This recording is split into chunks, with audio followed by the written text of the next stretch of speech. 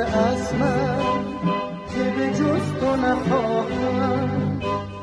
بشنو سخنم از دل ز پیام نگاهم. چه کند دلم از این غم که تو بردی از یادم. من و گوشه تنهایی که به کنج فراموشی افتادم.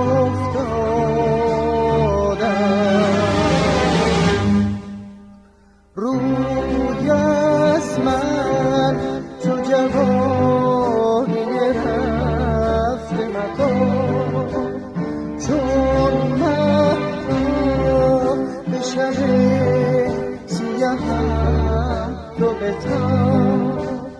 روشن کن دلم از نور صفا، تو بخوان قصه دل که مگر قصه غم رود از خاطر ما.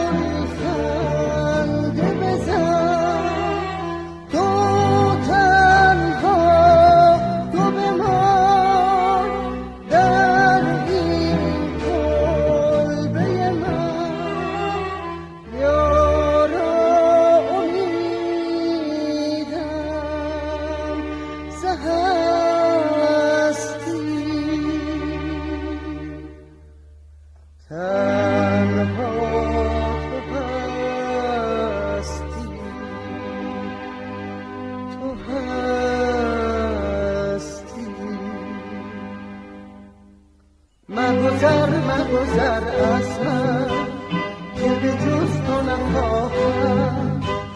بشنو سخنم از دل ز پیام نگاهم. چه کند دلم از این غم که تو بردی از یادم. من و گوشه تنهایی